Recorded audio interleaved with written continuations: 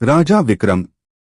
आज की कहानी अंडे की है, लेकिन ऐसा अंडा जो हंस के अंडे जितना बड़ा और सोने जितना कीमती है। बात छोटी है, पर अगर जवाब गलत निकला तो गर्दन तेरे शरीर से अलग। बहुत समय पहले की बात है। एक बूढ़ा किसान था, धनीराम। उम्र ढल चुकी थी, हाथ कांपते थे, पर दिल बच्चों जैसा था। बेटा शंभू और बहू कमला अब उसे टोकने लगे थे।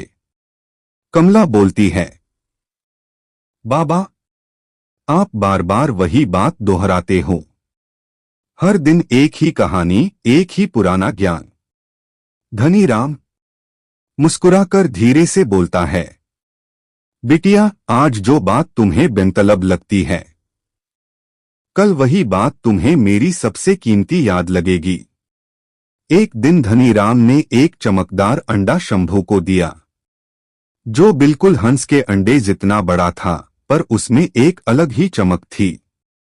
धनीराम बोला, बेटा, इसे संभाल कर रखना। जब मैं इस दुनिया में ना रहूं, तब इसे खोलना। शंभू ने बोला, क्या बाबा, ये भी कोई चीज है? आप भी बस। वो अंडा छत पर एक बक्से में फेंक दिया गया। समय बीता और धनीराम चल बसे। अब घर में न वो टोका टाकी रही, न दुआओं की गूंज। सन्नाटा ही सन्नाटा। एक दिन शंभू को अंडे की याद आई। जब जाकर देखा तो वह अंडा अब सोने का बन चुका था। साथ में एक चिट्ठी थी, बेटा, ये अंडा सिर्फ सोना नहीं, यह मेरा प्यार है, मेरा अनुभव है, मेरी दुआएं हैं जो अब तेरे पास रह जाएंगी, जीवन के साथ भी और जीवन के बाद भी। हे राजा विक्रम, बताओ, क्या वो अंडा सच में जादुई था या धनीराम कोई जादूगर था? बेताल, वो अंडा जादुई नहीं था। वो था बुजुर्गों का प्रतीक, उनका अनुभव, उनका प्यार, उनकी दुआएं। जब तक बुजुर्ग जिंदा होते हैं, हम उन्हें टोकते हैं कि बार बार वही बात क्यों दोहरा रहे हो। लेकिन एक दिन जब वो खामोश हो जाते हैं, तो हम उन्हीं बातों के लिए तरसते हैं।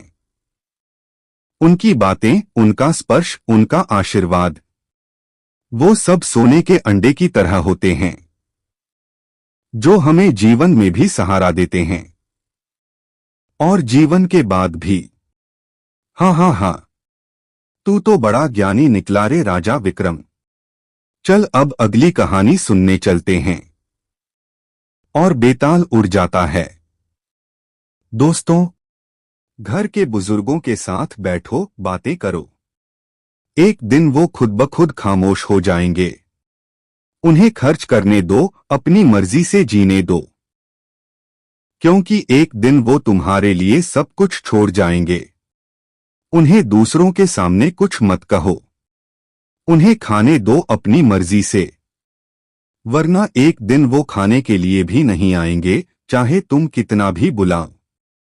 जितना हो सके उनकी दुआएं लो, क्योंकि एक दिन वो सिर्फ तस्वीर बनकर दीवार पर रह जाएंगे और फिर तुम्हारी माफी का कोई मतलब नहीं होगा।